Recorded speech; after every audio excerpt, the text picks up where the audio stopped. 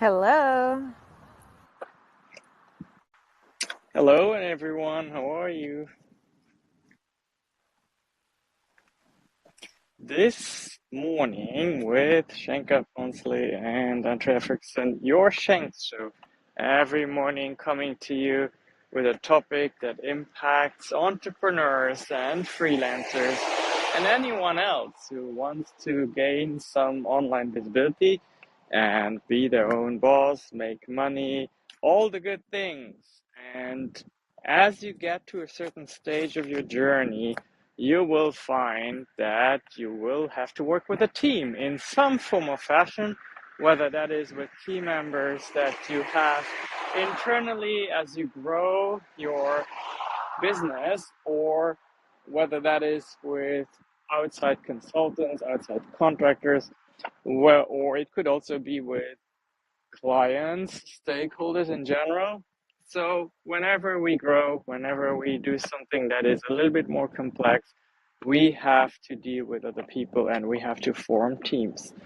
Now, Andrea and I, we like to think about the ideal team player also as it pertains to our company Shanks.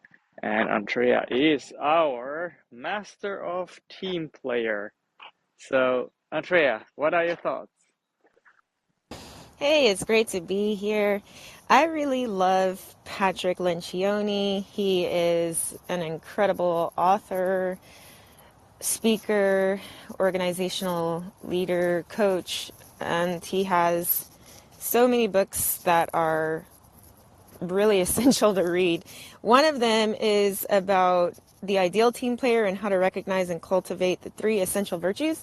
So we've been talking a lot about values, and you can think of virtues as just like really universal traits that are desirable in human beings, whereas values are more culture specific and they can change company to company, which makes sense. Every business has a different focus, and a set of values that their company has may not be the same. And it doesn't mean it's bad, it just means it's different.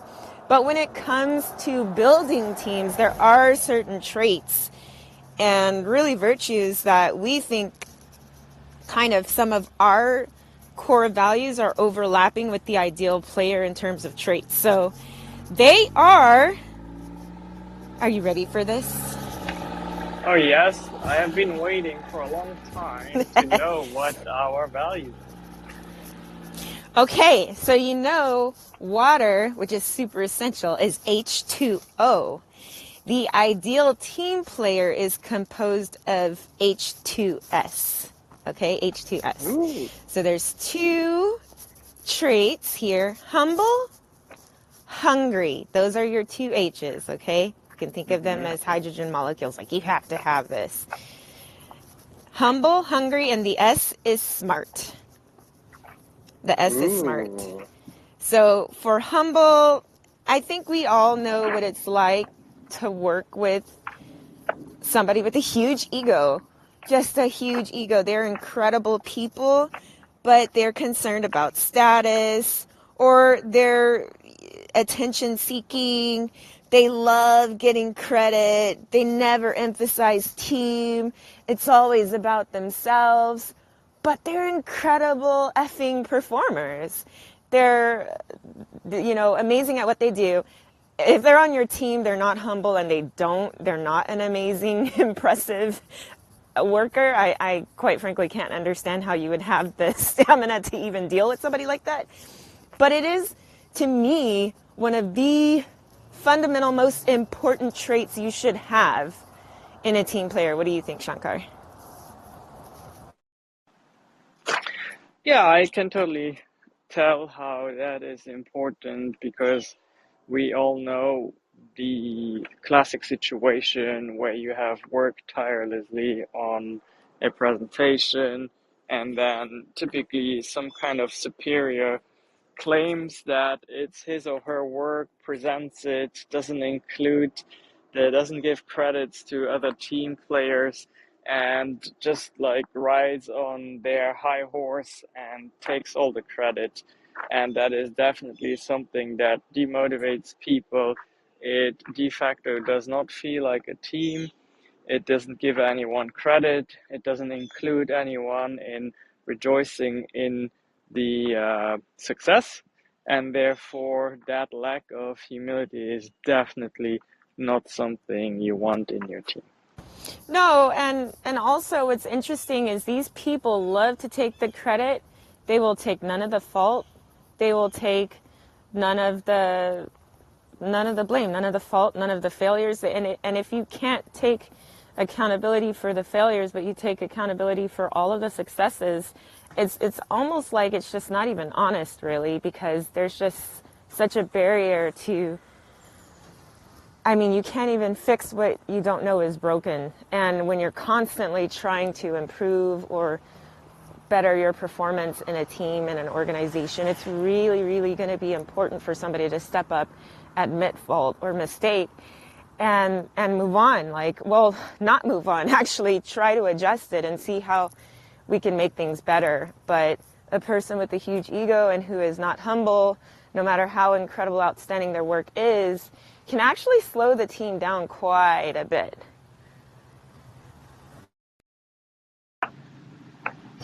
Yes, absolutely. And what is our next value, Andrea? Yeah, oh well, before we go into that, I wanted to say the value that I attribute to be closest to that virtue is high integrity. Like, I really, really value when we have people on our team who have high integrity in their personal lives and then on the job. I think that's incredible. So, okay, so the second one is dun, dun, dun, dun, dun, dun, dun. And I know you love this. This is something that you talk about all the time. It's something that a trait that you recognized in me right away, or that you wanted, it was super desirable, and that is hungry. So these are the people always looking for more things to do, more to learn, more responsibility to take on. They never have to be pushed by a manager to work harder. They're self-motivated, they're diligent, they're constantly thinking about the next step and the next opportunity. And I think, and you can correct me if I'm wrong, one of these traits is super important to you because that is the essence of an entrepreneur. Like, if you don't want more, you're probably not out there running your own business or thinking about running anything on your own, because to be hungry, you are like intrinsically motivated by pushing your own boundaries and going further. What do you think? Yes, you need to be hungry. You need to feel a certain pain in your belly, a certain need to fill it with whatever your business should deliver for you. And most all of the time, that is going to be financial means so that you can feed yourself and your family. Sometimes it's also influence, or it is spreading information, helping others in nonprofits or in grassroots organizations. But again, it almost always boils down to money as well, creating income, because money is energy. We know that.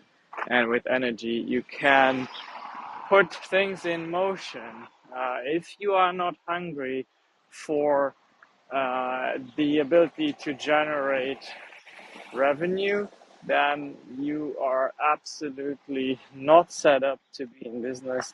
You will most definitely fail. And it is important to note that there are a lot of people who don't have that kind of hunger in life. They don't want to put all their efforts into worrying about meeting deadlines, being able to afford payroll, looking at budget sheets all the time. And those people, make perfect employees actually, because they just want to come to work and do good work, contribute to a goal, and make sure that everything runs smoothly within the company. And It's a different form of hunger. It is a form of hungry for perfection and hungry for accomplishment, hungry for creating legacy.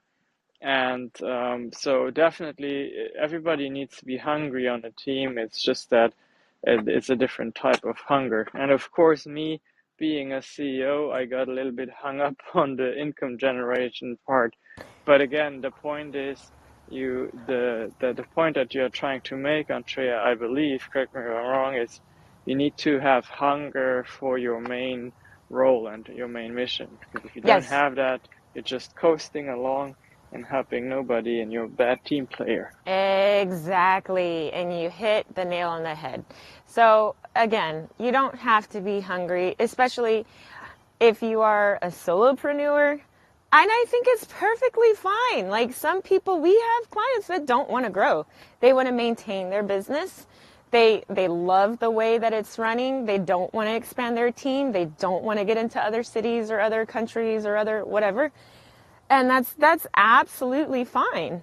But when you're on a team, or even if you are in that company working for that company, I think it's pretty important that you be hungry, because when you have a coworker or a team member that is completely overwhelmed by, let's say you share the same duties, but there's two of you, and you're just sitting there coasting and you're not trying to take on more responsibility. And don't get us wrong, we're not over here saying that everyone should be entrepreneurial minded and that they are, like he said, talking, thinking about finances and growing in that way.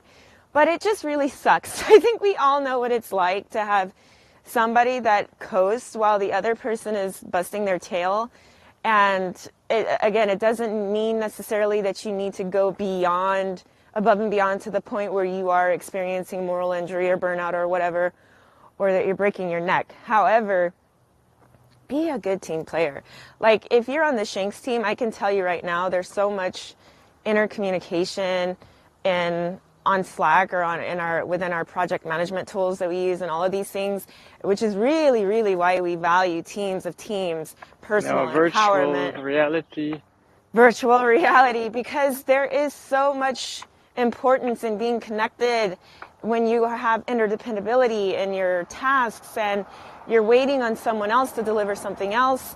But you can be one of two people. You can sit there and wait and wait and wait and be like, okay, well, I'm good. I've done everything that I need to, or just a little bit below, enough to get by. Or you can be that person that, is like, oh, I see this person is struggling.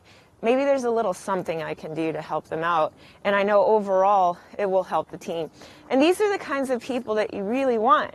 You want, that is such an important virtue and value, of an important trait to have, is that you are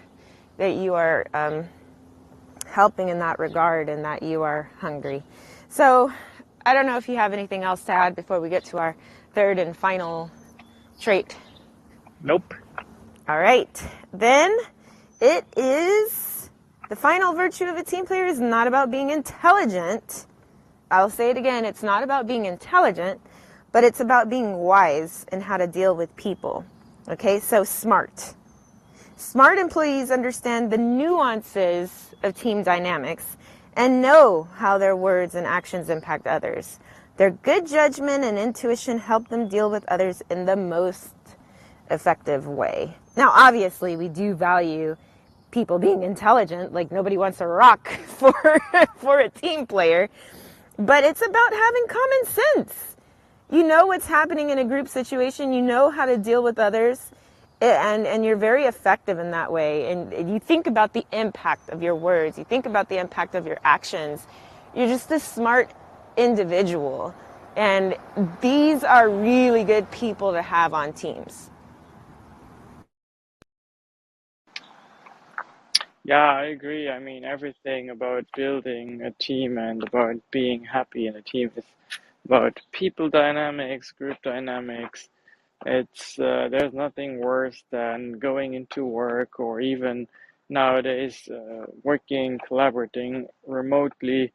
It's nothing worse if you just dread going there because you hate what people make you feel because of, just as you said, a lack of common sense, a lack of knowing how to navigate human emotions.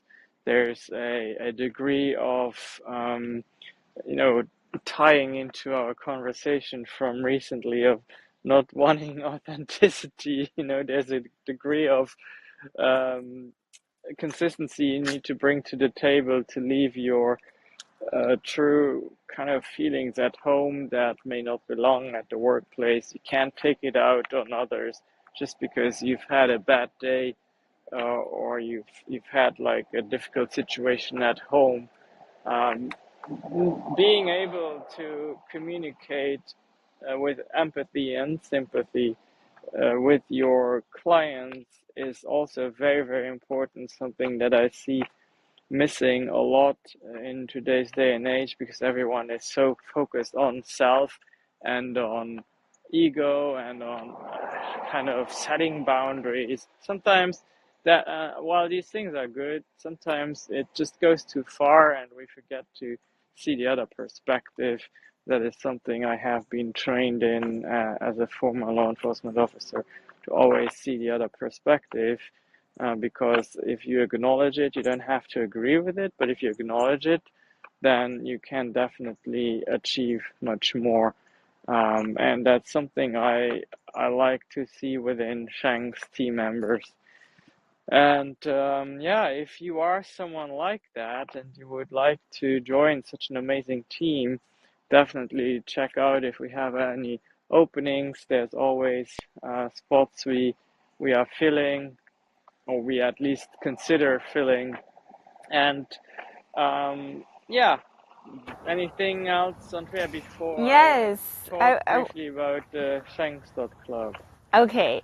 So I'm really sad because I didn't talk about my particular examples of hungry and smart. So I'm not going to have us go run back through all of everything with to do with hunger, but I will say that problem solving, a problem solver, a high achiever, and someone who works with excellence, to me, is my definition of a hungry person. Not definition, but these are fundamental traits that they're going to have.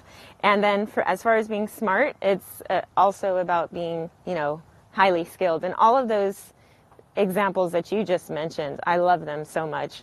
So I think overall, no one can deny they love working with a great team player, even if they're not the best team player themselves. And there are skills that you can learn and, traits that you can develop over time. You can rewire yourself to be a team player. Not everybody, it's not natural to everybody. And some people prefer to work in isolation, and that's fine. But like you said, Shankar, I mean, you can, if you already possess the traits, you can certainly come to us and we can see if there's a spot for you on our team, because we value these traits. And it's really important that we help people grow in them as well, especially our existing team. Because sometimes you just need to learn. You just need to read, you need to learn, you need to come to our team meetings, which are about growth and acceleration in certain areas in addition to our team brief. Okay, I'm done with my little spiel there. Well, what was the summary of all of this? So it was being humble, being hungry, and being smart.